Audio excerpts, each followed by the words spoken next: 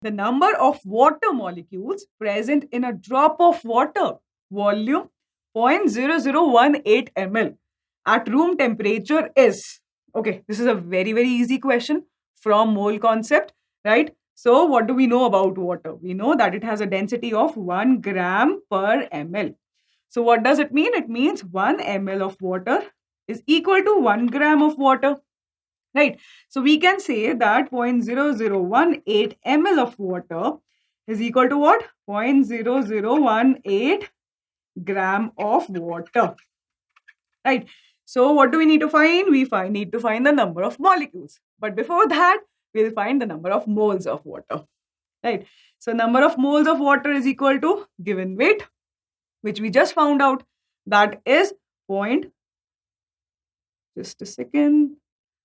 Yes. So 0.0018 divided by molar mass of water, which is 18. So from this, we get our number of moles equal to 10 raised to the power minus 4. Okay. So what would be the number of molecules?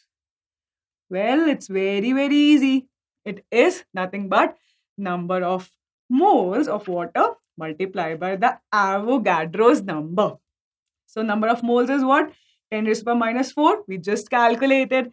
And Avogadro's number 6.023 into 10 raised to the power 23. Let's solve this. This is very, very easy calculation. So this is 6.023 into 10 raised to the power 19. So these many molecules in that one drop of water. Let's see which option does it match. Well, it matches our option A, which is the correct option. Let's have a look at this question. Which of the following statement is or are correct? Okay, so there can be more than one statement in this question which are correct. Okay, so let's see the first statement. It says that the double bond is shorter and stronger than a single bond. Okay, so what is a double bond? Well, double bond and what is a single bond? Let's first discuss that. Okay, so if we have two atoms, let's say A and B, right, and a bond is being formed between them, then the first bond that is being formed between two atoms would always be a sigma bond. Okay, so we can say the first bond that will be formed in either double bond or sigma bond would always be what? A sigma bond.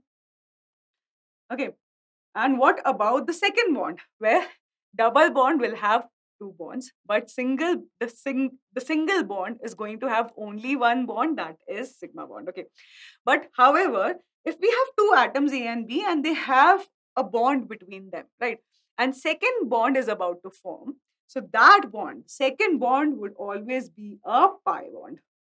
Okay, now what is sigma and what is a pi bond?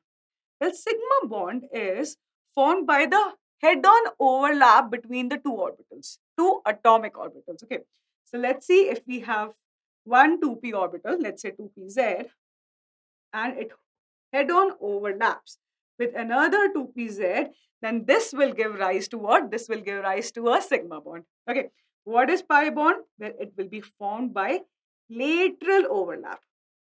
So this is the lateral overlap. My drawing is not that good. I just hope that you are able to understand what I'm drawing. So when they are overlapping, so there will be a lateral overlap between the two atomic orbitals, right? This would be what? 2px. Let's say this is 2px and this is also 2px. Okay, so this gives rise to what? This gives rise to a pi bond.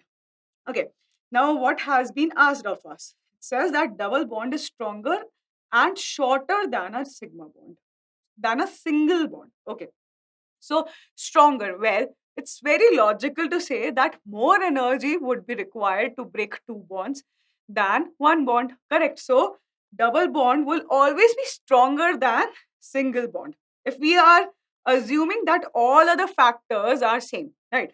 We just have two atoms, A and B, and between them, if we are considering two bonds, that is double bond and sigma bond, double bond and single bond. Okay, so the energy required to break the double bond will always be greater than the energy required to break the single bond, right? Very logical. Okay, What about shorter and longer? Well, the shorter or longer, this this property depends upon the extent of overlap. So the bond which has more extent of overlap will be shorter, and the bond which has less extent of overlap would be bigger. Okay, or we can say longer. So since double bond has two bonds, so obviously the extent of overlap in double bond is going to be more as compared to the extent of overlap in single bond, right? So we can say yes, that double bond is shorter and double bond is stronger than the single bond. So this statement is absolutely correct. Okay, so let's move on to the next statement, which says that sigma bond is weaker than the pi bond. Okay, so sigma bond we know is what? It forms when two orbitals overlap head on, right? And pi bond is formed when two orbitals overlap lateral. Lateral overlap happens between them, laterally. Okay, so but we also know that the extent of overlap is always more in the sigma bond. When the sigma bond is formed, the extent of overlap is always more, right? So if the extent of overlap is more, then we already know that it's going to be what? It's going to be a stronger bond. So this statement is not correct. Why? Because sigma bond will always be stronger than pi bond. Okay, so let's move on to the next statement, which says string sigma bond is stronger than pi bond. That is actually correct. We just concluded that, right? Okay, both A and C. Okay, so actually our correct option is what? Option D, because it says that both of the statements A and C are correct. Which of the following statements are true? Okay, so the first statement is larger the magnitude of ionization enthalpy, more difficult will be the removal of electron to form cation. Okay, so what is ionization enthalpy? Well, it is the minimum amount of energy that is required to remove the most loosely bound electron in an isolated gaseous atom. Okay, so what does it say? It says that the larger the magnitude of ionization enthalpy, more difficult will be the removal of electron. That is true. Why? Because if you have to give more energy, right, to remove that electron, what does it mean? It means that that electron is strongly attracted towards the nucleus, right? And the more stronger are the stronger the attractions are between the nucleus and the electron, the more difficult it becomes to remove that electron, right? So this statement is absolutely correct. Okay, so let's have a look at the next statement. Larger the magnitude of ionization enthalpy, easier will be the removal of electron to form cation. This is wrong. Why? Because if we just concluded that statement A is correct. So if statement A is correct, the statement B cannot be correct at all, right? Okay, so let's move on to the next statement, which says larger is the Z effective, smaller is the size of the atom. What is Z effective? Well, Z effective is the net effective charge or the net positive charge that is experienced by an electron. Okay, so what does that mean? So if Z effective is larger, right? If Z effective is larger, that means the attraction of the electron towards a nucleus would be larger. What would that mean? That would mean that the electron cloud will be pulled more towards the nucleus, right? And if the electron cloud is pulled more towards the nucleus, this will result in what? This will result in smaller size of the atom, right? So even our statement C is correct, right? What is statement D? It says both A and C are correct statements. That is actually true. And the correct option to our question is option D. Let's have a look at this question. A 20 ml solution of hydrogen peroxide reacts quantitatively with 20 ml solution of KMnO4 acidified with dilute H2SO4. The same volume of KMnO4 solution is decolorized by 10 ml of MnSO4 in neutral medium, simultaneously forming a dark brown precipitate of hydrated MnO2. The brown precipitate is dissolved in 20 ml of 0.2 molar sodium oxalate under boiling condition in the presence of dilute H2SO4. And you have to calculate the volume strength of H2O2. Okay, this is too much information. Okay, we'll get to each sentence one by one. Okay, so what is the first sentence? The first sentence is that the hydrogen peroxide reacts quantitatively with acidified KMnO4. Okay, so let's see how it looks like. So KMnO4 reacts with hydrogen peroxide to give K2SO4 and MnSO4. Okay, what is the second equation? The second reaction is the same KMnO4 is decolorized by 10 ml of MnSO4 and forms a brown precipitate of MnO2. Okay, so from this we know that this is an independent reaction. Okay, and so KMnO4 reacts to give with MnSO4 to give MnO2, which is a dark brown precipitate. Okay, and this precipitate is dissolved in 20 ml of 0.2 molar sodium oxalate. So the MnO2 which we got in the second reaction is being dissolved in Na2C2O4 solution. Okay, looking at these equations, right? First thing you should know is that this is an independent equation and these two are sequential reactions. Okay, and these reactions will not be given to you, and these are very, very, very important reactions, so you have to remember them. Okay, and you need to know the balanced equations, otherwise you'll not be able to find the correct solution. So let's look at the balanced equation. Okay, so what does the first equation tell us? The first reaction tells us that 2 moles of KMnO4 requires 5 moles of H2O2 for complete quantitative reaction. Okay, so we can say that 2 times the number of moles of KMnO4 consumed is equal to 5 times the number of moles of H2O2 consumed. Right, so we can write it as, let's say, we divide the here 2 was in multiplication, so when it goes to the other side, it goes in the denominator. Right, so we can say the number of moles of KMnO4 consumed is equal to what? 5 by 2 times the number of moles of H2O2 being consumed. Okay, this is what we get from the first reaction. Now let's look at the second reaction. Well, it says that 2 moles of KMnO4 react with MnSO4 to give us 5 moles of MnO2, the dark brown precipitate. Okay, so we can say that 2 more times the number of moles of KMnO4 is equal to, that is being consumed, is equal to 5 times the number of moles of MnO2 being formed. Right, this also we can simplify. We'll take 2 into the denominator. So what does it say? It says the number of moles of KMnO4 being consumed is 5 by 2 times the number of moles of MnO2, the precipitate that is being formed.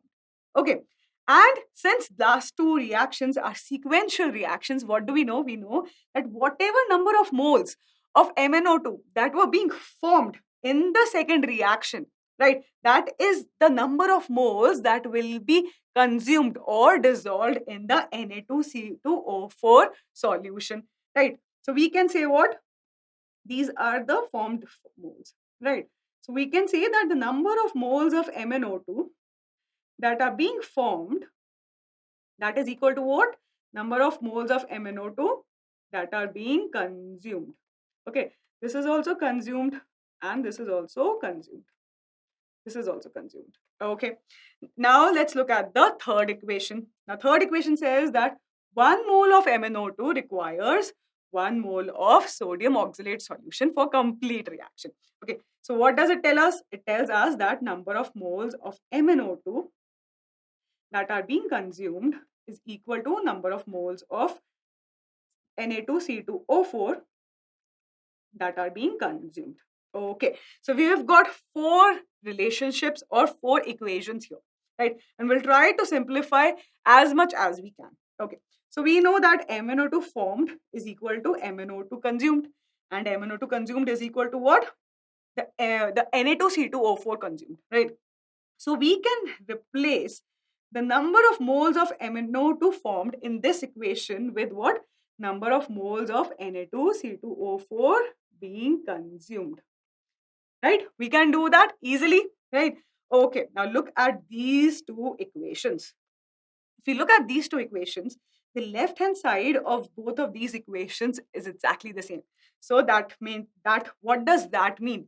It means that 5 by 2 times the number of moles of H2O2 being consumed is same as or is equal to 5 by 2 times the number of moles of Na2C2O4 being consumed.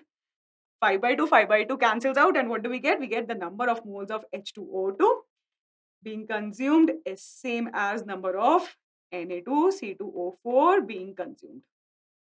The number of moles. Okay. Okay. And what has been given to us? We have been given the molarity of Na2S2O4, Na2C2O4. This sodium oxalate.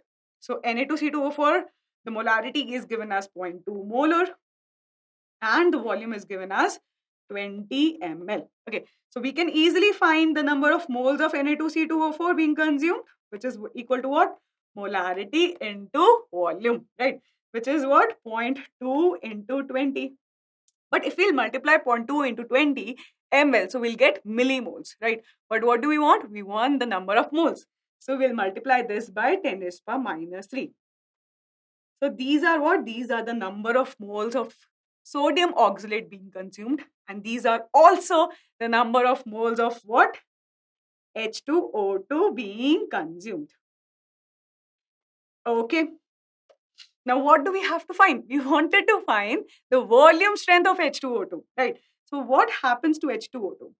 It decomposes to give us what? Water plus oxygen. Okay, so 2 moles of H2O2 decomposes to give 2 moles of water and 1 mole of O2. Okay, and but what is the volume strength? Well, we say the volume strength of H2O2 is X volumes when 1 liter of H2O2 decomposes to give X liter of O2 at STP. Okay, this is the definition of volume strength. So what do we need? We need the 1 liter solution of H2O2, right? But how much do we have? We know that there are these many moles of H2O2 in what? In 20 ml solution, right? So let's first find out the number of moles of H2O2 in what? In 1 liter solution. That would be equal to, this is 0.2 into 20 into 10 is power minus 3 divided by 20 into 1000. Right? So 10 is power minus 3 and 10 is power 3 cancels out. 0, 0 cancels out. 2 cancels out and we get what? We get 0.2 moles. So we have 0.2 moles of H2O2 in 1 liter solution. Okay. And if we look at this equation, okay, I'm just removing this here. Okay, so what do we know from this equation? We know that 2 moles of H2O2 decomposes to give what? 2 moles of H2O and 1 mole of O2. Can we say that 2 moles of H2O2 gives 22.4 liter of oxygen at STP, right? We can totally say that where pressure is in atmosphere. Okay, this is M. Okay, so we say that if we have 2 moles of H2O2, we get 22.4 liters of O2 at STP. But how many moles do we have? We have 0.2 moles of H2O2 in 1 liter. So how many liters or how many volume of oxygen it is going to give us? So that would be what? 22.4 divided by 2 into 0.2, right?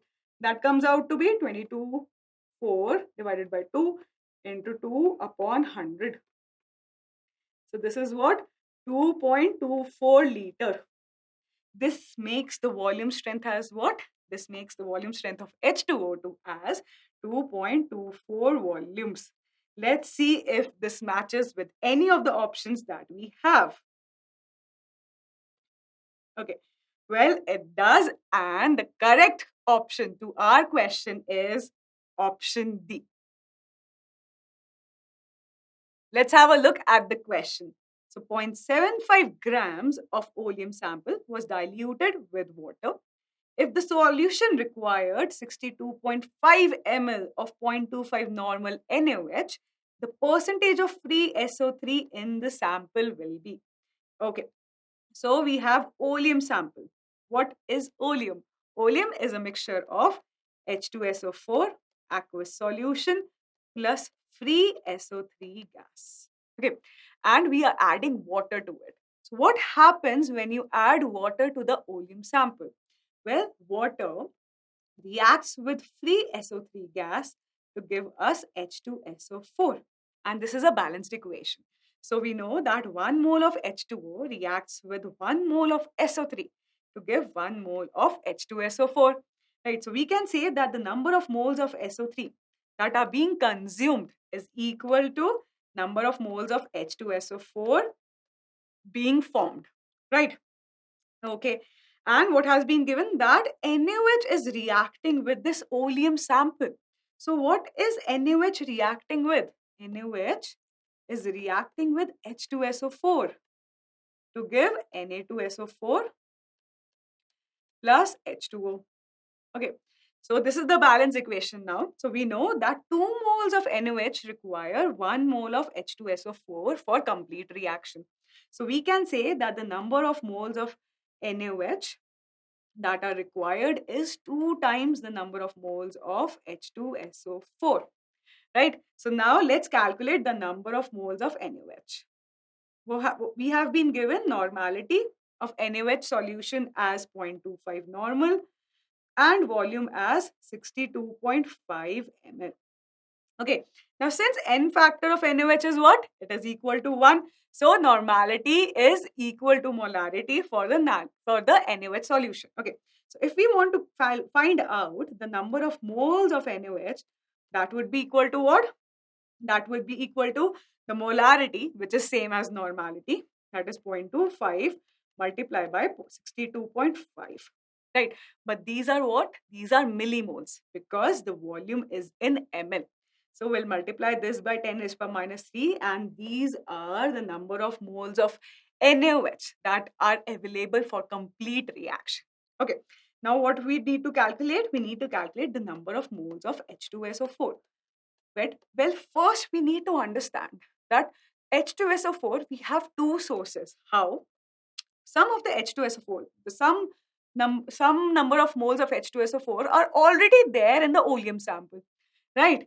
But some moles are being formed as well when we added water into the oleum sample, right? And those number of moles of H2SO4 that were formed by adding water to the oleum sample, that is equal to the number of moles of the SO3 gas, right? We arrived at that before. So we can say that the number of moles of H2SO4 that are available for reaction are what? That is equal to number of moles of H2SO4 from the oleum sample plus number of moles of SO3 gas, right? So what is the number of moles of H2SO4 in the oleum sample? We have been given 0.75 grams of oleum.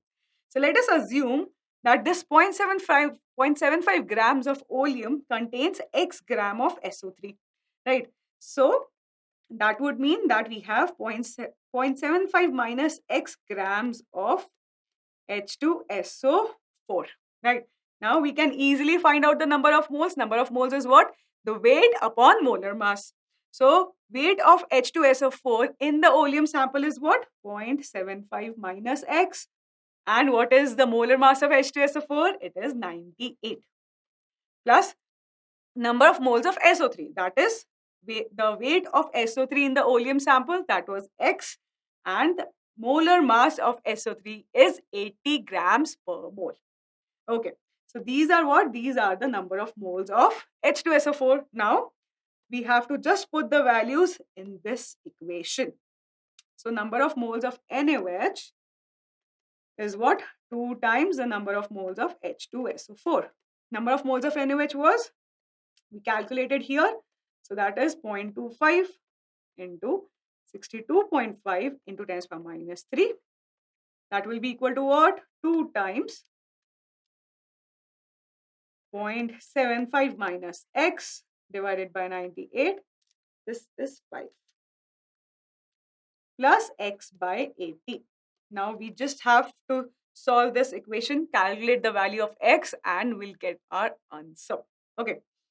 So here, instead of 25.25, we can write it as what? 25 upon 100. 62.5 is what? It is 125 divided by 2. Divided by 1000. Let's move this 2 inside the bracket.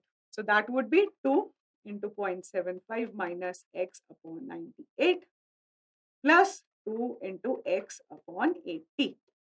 Okay, so let's simplify this. We have 25 4s 100, right? 25 5s 125, 25 4s 100, 40, 5 1s 5, 5 8s 40. So here we have 1 upon 8 into 8 is equal to 249s 8, for 249s 98, and here we'll get 40. So we have 0.75 minus x upon 49 plus x upon 40.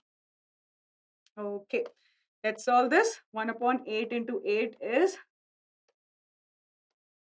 0.75 minus x upon 49 plus x upon 40. So we can write it as what? 1 upon 64. That is equal to what? 0.75 upon 49 minus x upon 49 plus x upon 40. Now this term is being added here. So we'll move it from RHS to LHS. There it will get subtracted. Upon 49. Here we'll have minus x upon 49 plus x by 40. Okay. So how will let's solve this. This is taking this is a bit of a lengthy calculation, but yes, you'll get your answer in the end. So this would be 64 into 49, 49 minus 64 into 0.75. That is equal to 49 into 40 denominator minus 40x plus 49x. Okay. So here we have 49. Now 64 into 0.75 is what? It's 48. How did we get it? 64 into 75 upon 100. 3, 4, 4 ones are 4, 4 6 are 24. Here we get 16 3s are 48. Okay, so 49 minus 48 divided by 64 into 49. This is equal to 9x upon 49 into 40. So here we'll cancel 49 because it's in the denominator in both the sides. Right, so what do we get? We get 1 upon 64 is equal to 9x upon 40. So this gives us what? X will be equal to 40 divided by 64 into 9. Okay, so 10 will have 16 here. Okay, so x is equal to what? X is equal to 10 upon 16 into 9, which is 10 upon 144. Let's calculate this. We have to divide 10 by 144. We'll point, so decimal 0. Sorry, we added decimal, so 0. We added again 0. So we get one more 0 here. 144. Okay, let's see how would 7 work. 4 7s are 8, 2, 28, 0, 3, 1, 0, 0, 8, which is very slightly above 1000. So we can say that this x value is approximately 0.07, right? Because it's very slightly above 1000. Okay. And what do we have to calculate? We have to calculate the percentage of free SO3, and we have how much of the total sample? 0.75 grams. So what do we know? So percentage of free SO3 would be what? X is what? The weight of free SO3 in the oleum sample, right? That was what X was. So The percentage of SO3 will be equal to what? 0.07 divided by 1.75. No, no, no. That would be that was 0.75 into 100. Now looking at this, this is what? So 175 into 100. So this fraction is going to be a little bit less than 9 or less than 10, right? So let's see which option does it match in our question. So that is what? Option A, that is 9.3%. Why? Because 175 is going to be a little bit less than 10, and that is, so the option A is closest to our answer, and the correct option to this question is option A.